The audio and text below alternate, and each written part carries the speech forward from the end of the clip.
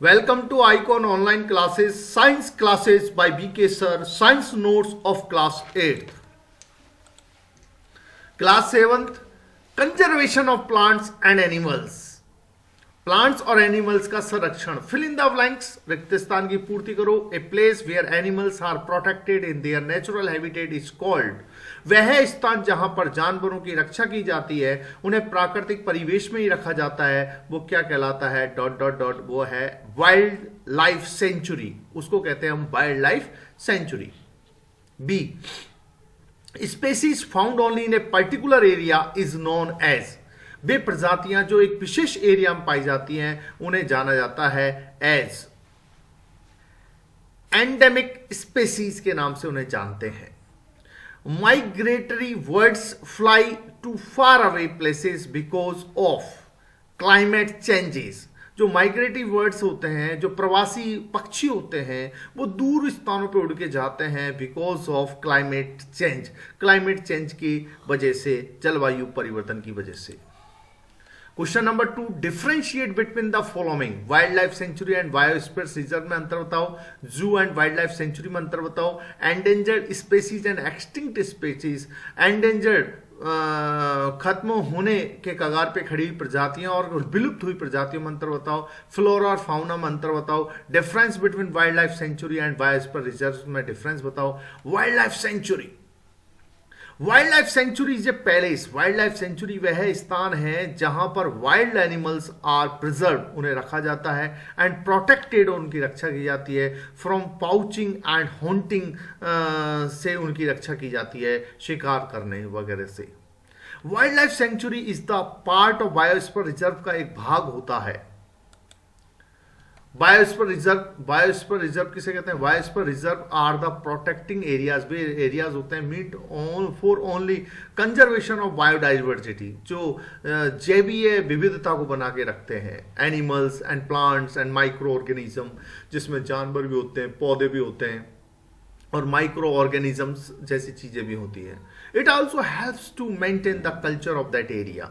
यह मदद करता है मेंटेन करने के लिए the culture of that area, उस एरिया की कल्चर को. B, difference between zoo and wild life sanctuary में अंतर बताइए.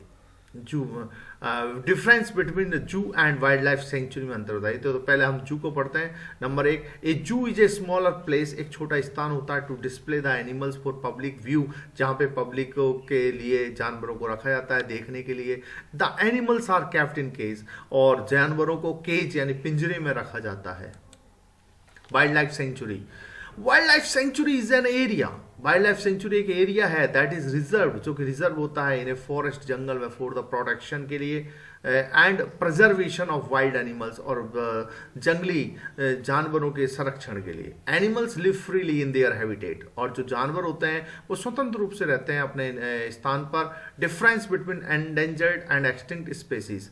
अंतर बताइए, एंडेंजर्ड और एक्सटिंक्ट स्पेसीज प्रजातियों में क्या अंतर है? Endangered species. Endangered species are those species, वे प्रजातियां हैं which are at the verge of extinction, जो विलुप्त होने के कगार पे हैं. Which are protected and conserve, जिनकी रक्षा की जाती है और जिनको सुरक्षित रखा जाता है. एग्जाम्पल टाइगर, वारासिंगा वगैरह वगैरह. एक्सटिंक्ट स्पेसीज, वे विलुप्त होती हुई प्रजातियां. एक्सटिंक्ट स्पेसीज आर दोज, वे हैं विच नो मोर एग्जिस्ट, जो बिल्कुल ज्यादा स्थित नहीं होती है ऑन द अर्थ प्रेजेंटली, वर्तमान पृथ्वी पर. एग्जाम्पल्स डायनासोर, जैसे डायनासोर को ले लीजिए. B, difference between flora and fauna में अंतर बताइए. Flora, the plants that are found in a particular area, वे प्लांट जो पाए जाते हैं पर्टिकुलर एरिया में, आर कॉल्ड फ्लोरा, उन्हें हम फ्लोरा कहते हैं. फॉर एग्जाम्पल, उदाहरण के लिए, sal, teak, jamun, mango ETC are flora of Pachmarhi biosphere reserve के फ्लोरा हैं, यानी कि वहां की वनस्पति है. Fauna, the animals that are found in a particular area में पाए जाते हैं आर कॉल्ड फाउना, उन्हें हम फाउना कहते हैं. फॉर एग्जाम्पल, उदाहरण के लिए, chinkara, blue bull, barking deer, leopard are the fauna of Pachmarhi biosphere reserve के, ये वो है fauna. Discuss the effect of deforestation on the following. इन पे आप डिस्कस कीजिए कि डिफोरेस्टेशन के क्या प्रभाव होते हैं. वाइल्ड एनिमल्स पे क्या होता है, एनवायरमेंट पे क्या होता है, विलेजेस रूरल एरियाज पे क्या होता है, सिटीज़ पे क्या होता है, अर्बन एरियाज पर, अर्थ पे क्या होता है, और द नेक्स्ट जनरेशन पे क्या होता है. Answer, adverse effect of deforestation on the following. पहले पे लेते हैं हम wild animals.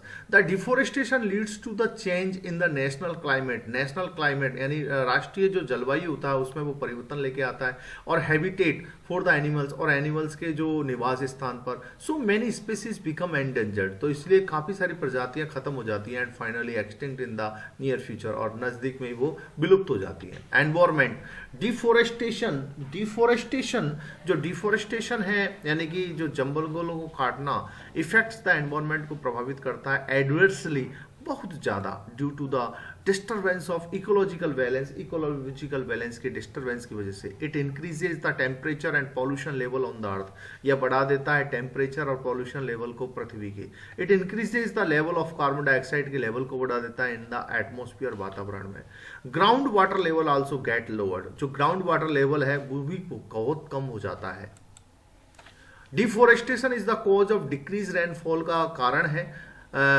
Deforestation is the cause of decrease rainfall यानी कम बारिश का कारण होता है। एंड सॉइल इनफर्टिलिटी, मिट्टी की जो इनफर्टिलिटी, मिट्टी अनुपजाऊ हो जाती है। And increase chances of natural calamities, और जो नेचुरल कैलामिटीज है उनकी जो संभावनाएं बढ़ जाती हैं, सच एज फ्लड्स, जैसे बाढ़ है, ड्रॉट, सूखा है। It is also the cause of the desertification, यह डेजर्टिफिकेशन का कारण है, ये रेगिस्तान का कारण है। एंड पॉल्यूटेड एनवायरनमेंट, और दूषित वातावरण का भी कारण है।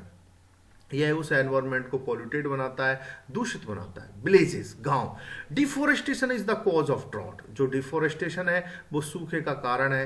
एंड फ्लड्स, और फ्लड का। विलेजेस नियर बाय, जो गांव है पास के फॉरेस्ट के, सफर फ्रॉम दीज, इनसे पीड़ित होते हैं। सम ऑफ एडजॉइनिंग जो विलेजेज हैं हैव टू फेस, उन्हें फेस करना पड़ता है the व्रेथ of the wild animals, हमें वाइल्ड एनिमल्स के नाराजगी को देखना पड़ता है। एज अनएगिटेटेड एनिमल्स होते हैं, run to the nearby villages, जो पास वाले गाँव में दौड़ के जाते हैं। And cause danger to them, और उनके लिए खतरा पैदा हो जाता है। Village people get essential material for their livelihood, जो विलेज लोग हैं वो पाते हैं essential material for their livelihood के लिए फ्रॉम फॉरेस्ट, जंगलों से, लाइक फ्रूट्स है, फ्यूल है, E T C. They do not get this, वे इसे प्राप्त नहीं करते फॉर डिफोरेस्टेशन के लिए। Cities, deforestation is the major cause of global warming का प्रमुख कारण है। It leads to an increase of carbon dioxide concentration को बढ़ा देता है इन द एटमोस्फियर में। नेचुरल कैलामिटीज लाइक फ्लड्स, जैसे कि बाढ़ है, ड्रॉट, सूखा है, इफेक्ट सिटी लाइफ को प्रभावित करता है। Earth, deforestation leads to soil erosion, ये मिट्टी के कटाव को रोकता है। Change in the physical properties में जो परिवर्तन होता है ऑफ द सॉइल, मिट्टी में। रिमूवल ऑफ ह्यूमस लेयर, जो उसकी ऊपरी परत है वो हट जाती है, by which the hard and rocky जो लेयर है एक्सपोज हो जाती है। All these ultimately convert the fertile land into desert, ये सभी चीजें अंतोतगत कन्वर्ट, बदल देती है फर्टाइल लैंड को इनटू डेजर्ट, रेगिस्तान में। F, the next generation, deforestation with prove very harmful, ये बहुत हार्मफुल होती है फॉर नेक्स्ट जनरेशन के लिए। द एनवायरमेंट चेंजेज, जो एनवायरमेंट चेंजेज है, ग्लोबल वार्मिंग है, एंड ड्रॉट है, सूखा है, बिकेम एज पीक, एक पीक बन जाता है इन द फ्यूचर, भविष्य में। ऑल दीज थिंग्स, ये सभी चीज़ें डायरेक्टली इफेक्ट करती हैं ह्यूमन लाइफ को। फूड प्रॉब्लम, भोजन की समस्या है, या फिर पॉल्यूशन है, या साइकोलॉजिकल प्रॉब्लम है, all will be dominate the humans, ये सभी होमिनेट्स पे हावी रहती है। आंसर इन ब्रीफ, संक्षेप में जवाब दीजिए। Why should be conserve biodiversity, हमें बायोडाइवर्सिटी की रक्षा क्यों करनी चाहिए। Protective forest are also not completely safe for wild animals, why, जो प्रोटेक्टेड फॉरेस्ट हैं वो अभी भी सेफ नहीं है पूरी तरीके के जानवरों के लिए, तो क्यों। Some tribals depend on the jungles, how, कुछ जनजातियां अभी भी जंगलों पर निर्भर है, वो कैसे। What are the causes and consequences of deforestation, deforestation के क्या परिणाम है, क्या कारण है। What is red data book, red data book क्या है। What do you understand by the term migration से आप क्या समझते हैं, तो इन सबको हम पढ़ेंगे यहाँ पे। पहले देखें बायोडाइवर्सिटी, इसे नेसेसरी, ये बहुत जरूरी है टू कंजर्व, संरक्षित करने के लिए, एंड टू सेव, और सुरक्षित करने के लिए, फ्रॉम एक्सटिंक्ट, विलुप्त होने से, and to maintain ecological balance, और इकोलॉजिकल बैलेंस को बरकरार रखने के लिए बायोडाइवर्सिटी बहुत जरूरी है। Number B, protect forest from also not completely safe for wild animals, because, क्योंकि जो सुरक्षित जो जंगल है वो पूरी तरह सुरक्षित नहीं है, क्योंकि wild animals because poaching and capturing of the animals, जानवरों को पकड़ना बिल भी ईजी हो गया है, आसान हो गया है for the people who are living in the nearby, जो इनके नज़दीक रहते हैं, एंड डिपेंड ऑन एनिमल्स, और जो जानवरों पर निर्भर है फॉर फूड, भोजन के लिए, डोमेस्टिक यूज या उनके डोमेस्टिक घरेलू यूज के लिए, एंड अम्यूजमेंट और मनोरंजन के लिए। सम ट्रिवियल, जो कुछ जनजातियां हैं डिपेंड ऑन द जंगल, जंगल पर निर्भर हैं, दे यूजली रिसाइड्स, सामान्यतः निर्भर रहती हैं, बसती हैं, देयर वहाँ पर एंड डिपेंडेंट ऑन इट, और इस पर रहती हैं, फॉर फूड, भोजन के लिए, शेल्टर, शरण के लिए, क्लॉथ्स, कपड़ों के लिए, एंड अदर रिक्वायरमेंट्स, और अन्य रिक्वायरमेंट्स के लिए। The causes and consequences of forest are, जो कॉजेज हैं, कारण हैं, कॉन्सिक्वेंसेज के वो निम्न है। इट इंक्रीजेस कार्बन डाइऑक्साइड को बढ़ाती है, कंसेंट्रेशन को, which is the cause of pollution, जो पॉल्यूशन का कारण है, एंड ग्लोबल वार्मिंग का कारण है। इट डिक्रीजेस ऑक्सीजन, या ऑक्सीजन को घटा देती है, कंसेंट्रेशन को इन द एटमॉस्फेयर में, यानी ऑक्सीजन की मात्रा को घटा देती है वातावरण में। The rainfall and fertility of soil, जो बारिश है या फिर मिट्टी की जो उपयुक्ता है, गेट्स डिक्रीज, कम हो जाती है। It changes the soil properties, या मिट्टी की प्रॉपर्टीज को बदल देती है। It is the cause of desertification, और यह रेगिस्तान बनने का प्रमुख कारण है। द रेड डाटा बुक क्या है? इज द सोर्स बुक, ये एक सोर्स बुक है which keeps A record of all endangered animals and plant, जिसमें सभी विलुप्त हुए जानवर और पौधों का डाटा रहता है। F, the term migration means होता है phenomena of movement of species from its own habitat to some other habitat for a particular time period. इसमें क्या होता है कि जो कुछ पक्षी होते हैं या फिर कुछ जानवर होते हैं, वो एक निश्चित समय अंतराल पर अपने स्थान से दूसरे स्थान पर जाते हैं, एक निश्चित टाइम पीरियड में, every year for specific purpose like breeding, जैसे कि वो प्रजनन करने के लिए जाते हैं, जैसे साइबेरियन क्रेन होते हैं, सारस होते हैं, वो हमारे यहाँ पे आते हैं। Concentration will be increase in atmosphere, इनका जो कंसंट्रेशन है विल बी इंक्रीज होता है एटमॉस्फेयर में। This will lead to global warming, यह ग्लोबल वार्मिंग की ओर जाता है। Carbon dioxide traps the heat rays reflected by the earth, जो कार्बन डाइऑक्साइड है जो ट्रैप हो जाती है, वो क्या करती है, जो हीट आती है, जो रेज आती है सूरज की किरण को रिफ्लेक्ट करती है पृथ्वी की तरफ। द इंक्रीज इन टेम्परेचर, जो इंक्रीज है टेम्परेचर का ऑन द अर्थ, पृथ्वी पर, डिस्टर्ब द वाटर साइकिल, ये वाटर साइकिल को भी डिस्टर्ब कर देता है, एंड मे रिड्यूस रेनफॉल, और बारिश को भी कम कर देता है। Less rainfall is the cause of drought, और कम बारिश होना सूखे का प्रमुख कारण बन जाता है।